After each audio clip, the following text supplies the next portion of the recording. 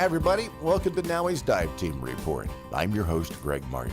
You know, in many industries, one name always seems to rise to the top, and it becomes synonymous with that industry. For divers, that name is Cousteau.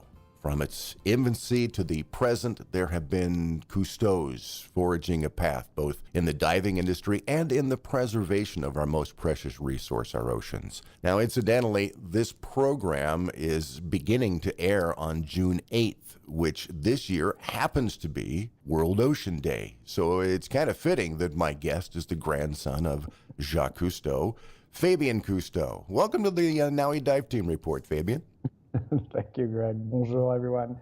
It's nice to be here. Yeah, and you didn't realize it was World Ocean Day on this particular day, did you? Well, you know, it's always a tricky one when we're doing this a few days before, but I'm very excited and honored to be featured on World Ocean Day. I'll be at the UN, and we'll be doing a bunch of events around the ocean for ocean conservation, education, empowerment, and innovative solutions as to what ails us. You know, you've been a part of the ocean world pretty much since day one. Was it a foregone conclusion, Fabien, that you would wind up taking this path? You know, it was so long ago. I've been addicted to ocean since my first, should we say, wet experience. Yeah? When I was 4 years old, actually on my fourth birthday, I'd gotten a chance to buddy breathe with a family friend the bottom of the pool, and shortly thereafter I received a little pony bottle with some straps and a regulator and a suicide strap, and off I went to the Channel Islands. So it really, I've never turned back. I've never doubted for a second that this was an amazing place that deserved to be explored, and I just got addicted from a young age. There's some crazy people in my family that showed me the way, and really never looked back since. I had a momentary lapse of reason back in my late teenage years where I wanted to actually see what was on the other side of the proverbial fence and learned some great lessons, but was, no offense to anyone, was utterly bored with that way of life. Mm-hmm. Sitting in an office was, to me, not the lifestyle I wanted. And, you know, there was something magical about this ocean world that most people will never get a chance to experience. And I think it falls and it rests on those who are privileged enough to be able to experience it, to tell the stories and to relay the beauty and majesty and importance of the ocean world to the rest who hopefully will dream about it. You know, there's been two things in my life that I have done, and I like you, have ventured out once or twice into, you know, business world, and you know, as you say, you know, probably not the best. Yeah. We all have to do that once in a while. Yeah, right? we do. You know, I do two things in this world. I scuba dive, and I teach scuba diving, and I'm talking to a microphone. I mean, that's the two things that God put me on this earth, I guess, you know, to do. To be able to marry these two now, I just love that fact.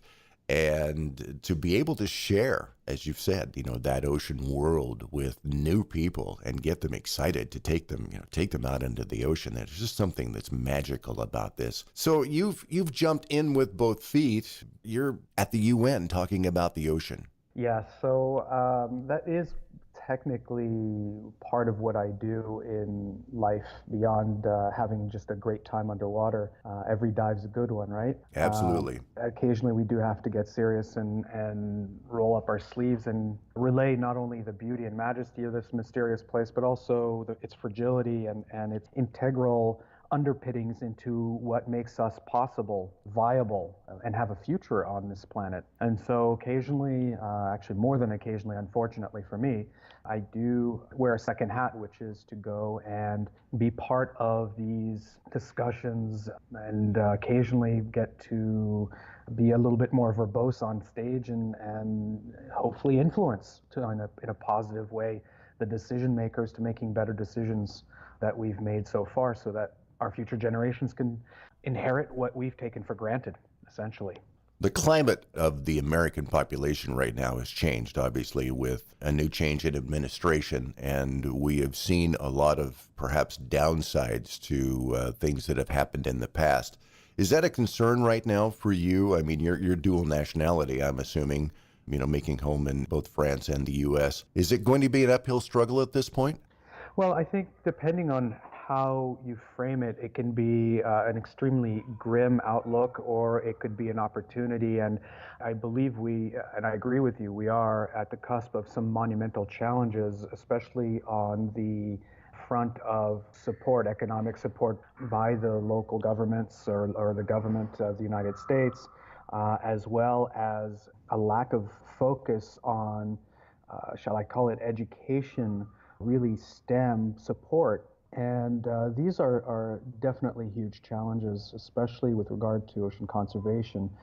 At the same time, the concern about that has raised a new awareness, a new curiosity or concern around the protection of the ocean. So I think it does make people sit up and pay attention.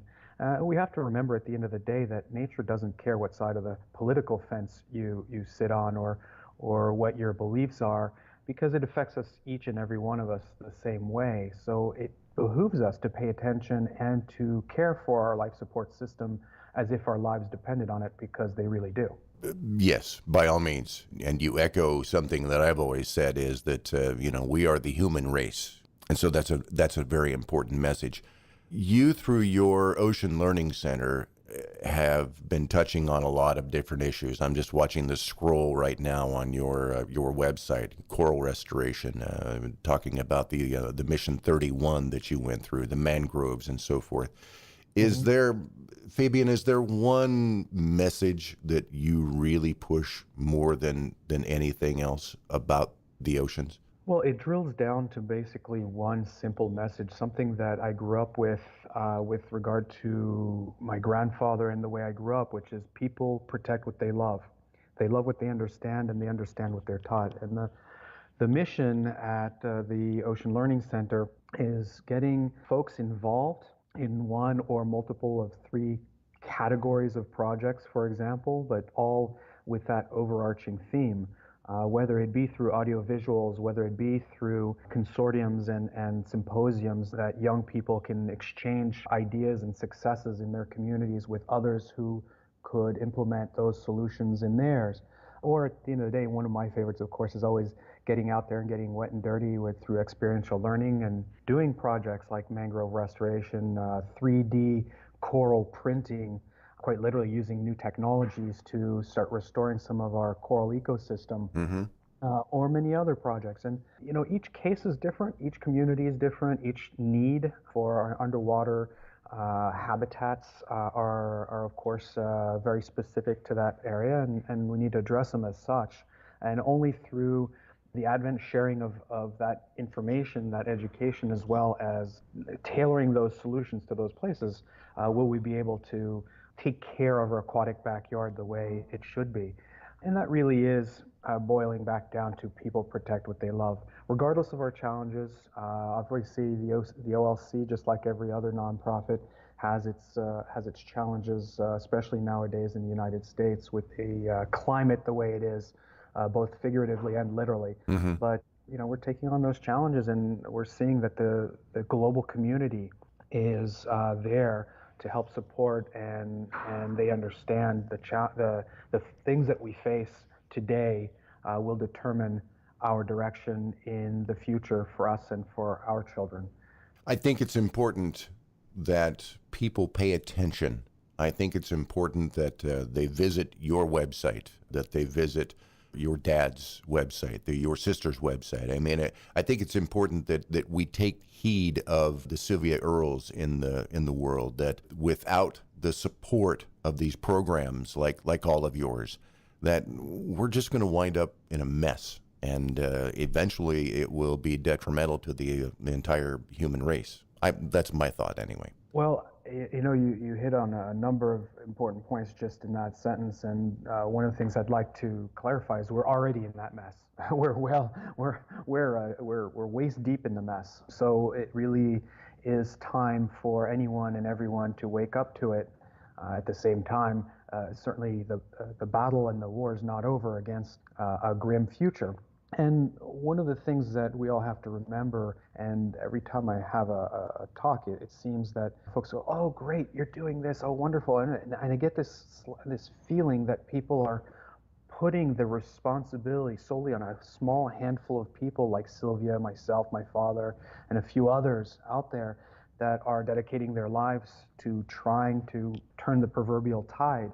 But at the end of the day, the solution comes from the same place that the problems come from, which is each and every one of us, and changing our everyday bad habits and hopefully pitching in to creating a better future, better place for our children to live than what we're seeing right now. Got to get your hands dirty, folks. Got to get your hands dirty and get in the middle of it. So, and it's fun. A lot of times it's a lot of fun to get dirty.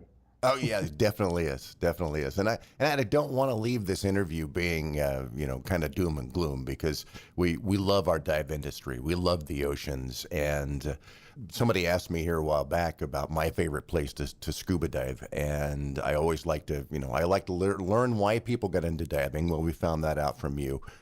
My favorite place to scuba dive at this point is what is now called the Salish Sea, or the Puget Sound up near in the Seattle area and that general vicinity. Lovely place.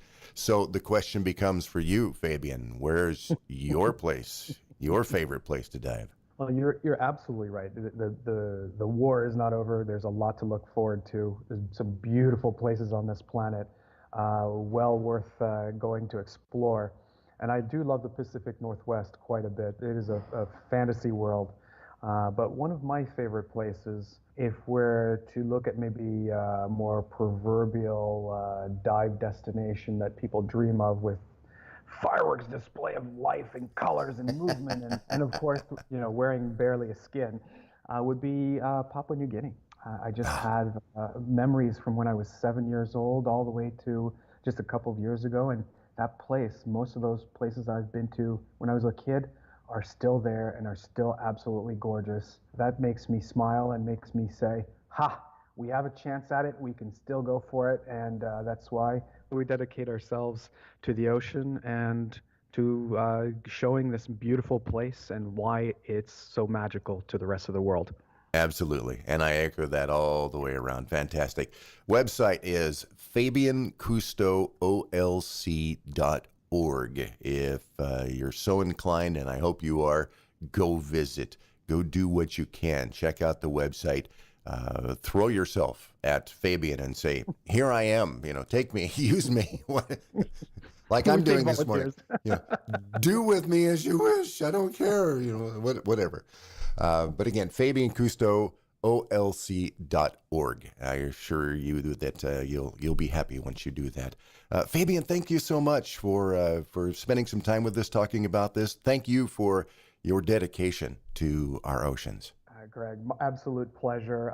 I hope we get more and more people out there exploring and respecting our ocean world. And I thank you so much for having me on your show. And I wish everybody a happy World Ocean Day. Everyone, every day should be an ocean day. Of course, if you'd love to learn about our ocean world, and I do mean our ocean world, be sure and drop by your local NAUI dive shop or check out NAUI.org. And that's this episode of NAUI's Dive Team Report. It's been a good one.